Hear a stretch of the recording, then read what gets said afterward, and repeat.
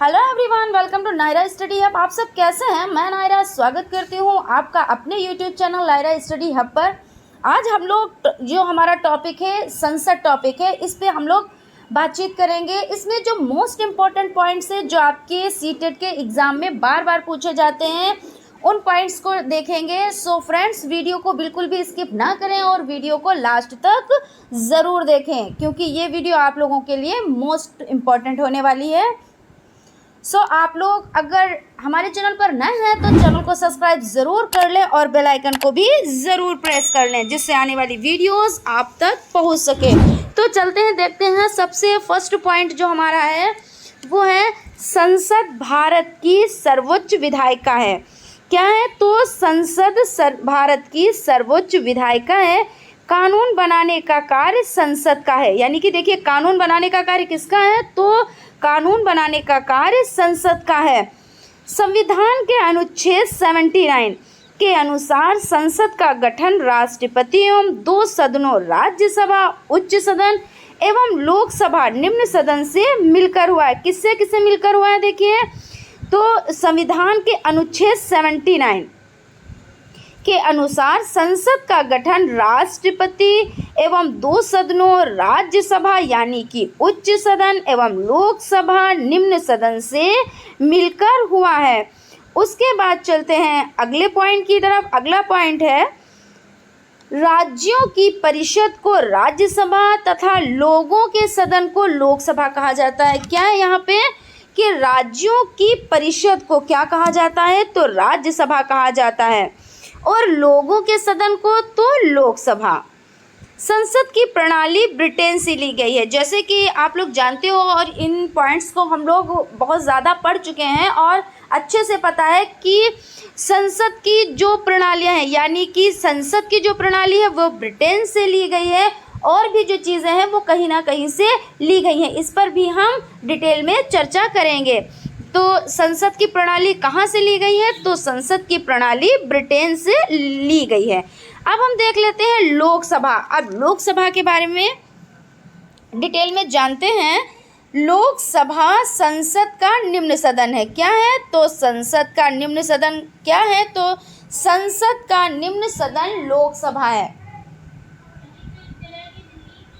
उसके बाद लोकसभा में संविधान के अनुच्छेद 81 के अनुसार यानी कि 81 के अनुसार लोकसभा में अधिकतम 552 कितने? तो 552 सदस्य हो सकते हैं, जिनमें राज्यों के मतदाताओं द्वारा निर्वाचित 530 कितने?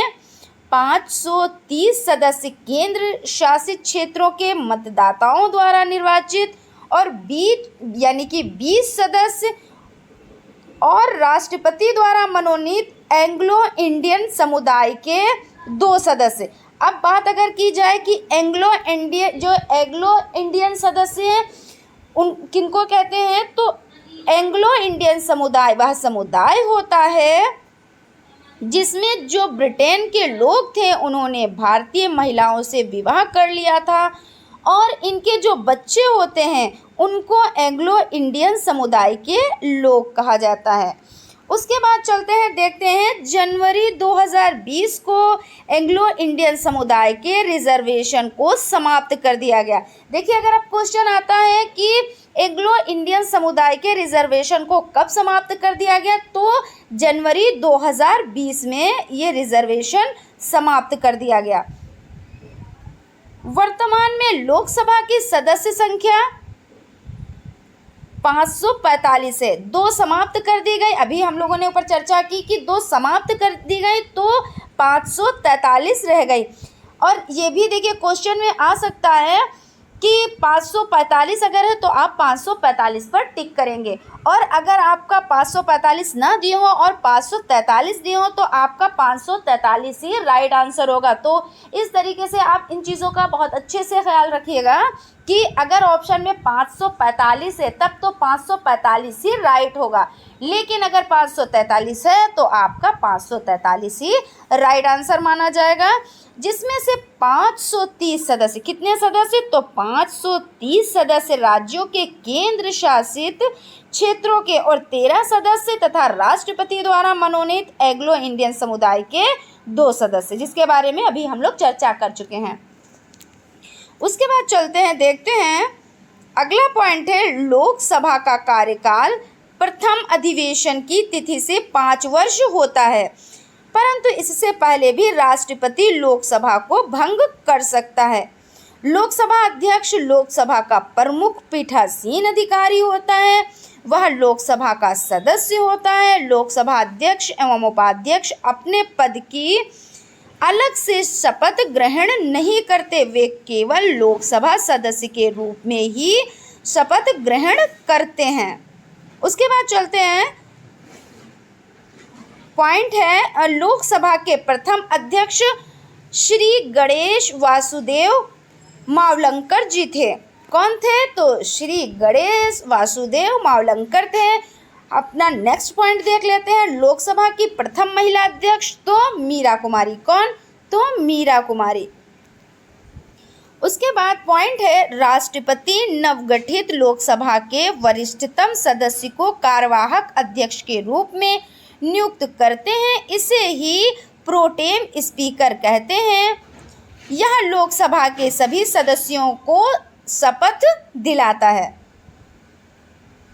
नेक्स्ट देखते हैं, कोई विधेयक धन विधेयक है या नहीं, इसका सत्यापन केवल लोकसभा अध्यक्ष ही करता है। देखिए यहाँ पे क्या कहा जा रहा है कि कोई विधेयक धन विधेयक है या नहीं, तो इसका सत्यापन कौन करता है, तो केवल सिर्फ और सिर्फ लोकसभा अध्यक्ष ही करता है। धन विधेयक लोकसभा द्वारा पारित होने के बाद राज्यसभा केवल उस पर अपनी अनुशंसा कर सकती है, जिसे लोकसभा स्वीकार भी कर सकती है, अस्वीकार भी। राज्यसभा को वह धन विधेयक अधिकतम 14 दिन में पारित कर लोकसभा को वापस लौटाना होता है। कितने दिन में वापस लौटाना होता है, तो 14 दिन, यानी कि 14 डेज में। उम्मीद करती हूँ आप लोगों को अच्छे से समझ में आ रहा होगा। फ्रेंड्स, अगर आप हमारे चैनल पर नए हैं तो चैनल को सब्सक्राइब ज़रूर कर लें और बेल आइकन को भी ज़रूर प्रेस कर दें, जिससे आने वाली वीडियोस आप तक पहुंच सके। उसके बाद है ये जो अगला पॉइंट है, यानी कि सरकार के खिलाफ अविश्वास प्रस्ताव कौन पारित कर सकता है, तो लोकसभा। शून्यकाल, अगर शून्यकाल की बात की जाए तो संसद में प्रश्नकाल और कार्यसूची के बीच के काल को शून्यकाल कहा जाता है। किसको कहा जाता है शून्यकाल, तो संसद में प्रश्नकाल और कार्यसूची के बीच के काल को, ठीक है ना। उसके बाद देख लेते हैं लोकसभा सदस्य की योग्यताएं। तो लोकसभा सदस्य की योग्यताएं क्या क्या होनी चाहिए, इस पर हम लोग चर्चा कर लेते हैं। तो वह भारत का नागरिक हो। सबसे पहले देख लेते हैं कि वो भारत का नागरिक हो, भारत के किसी भी संसदीय निर्वाचन क्षेत्र में पंजीकृत मतदाता हो और सरकार में लाभ के पद पर ना हो, यानी कि देखिए कोई भी सरकारी पद पर ना हो। अब देख लेते हैं राज्यसभा। तो राज्यसभा देखते हैं, राज्यसभा संसद का उच्च सदन है। कौन सा सदन है, तो राज्यसभा संसद का उच्च सदन है और ये एक स्थायी सदन, यानी कि ये एक स्थायी सदन है।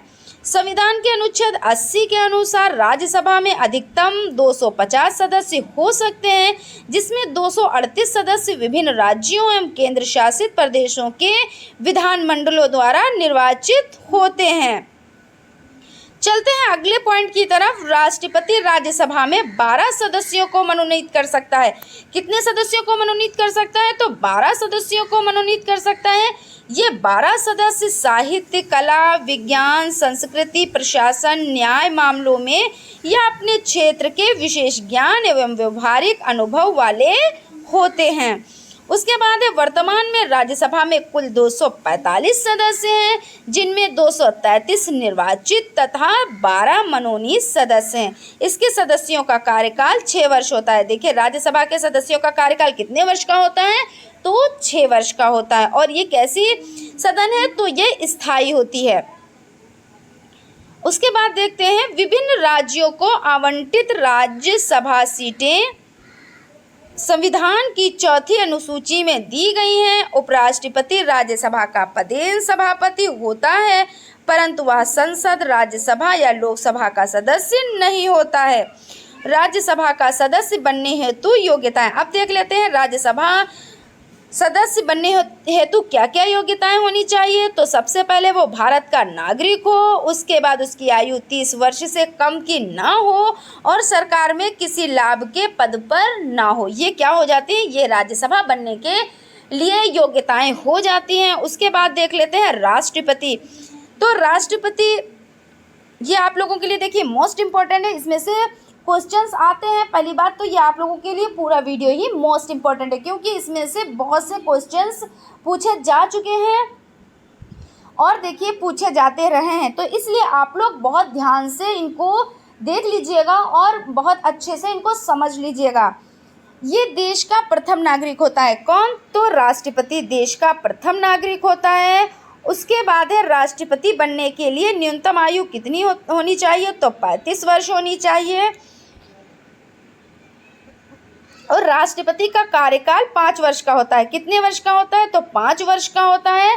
और राष्ट्रपति कार्यपालिका का अध्यक्ष होता है। किसका अध्यक्ष होता है राष्ट्रपति? तो कार्यपालिका का अध्यक्ष होता है। और राष्ट्रपति राज्यपाल की नियुक्ति में प्रधानमंत्री की सलाह लेता है। तो अगर क्वेश्चन आपका आ जाता है कि राष्ट्रपति किसकी नियुक्ति के लिए प्रधानमंत्री की सलाह लेता है, तो राष्ट्रपति राज्यपाल की नियुक्ति के लिए प्रधानमंत्री की सलाह लेता है। यह तीनों सेनाओं यानी कि जल, थल और वायु सेनाओं का प्रमुख होता है। किसका प्रमुख होता है? तो तीनों सेनाओं का प्रमुख होता है।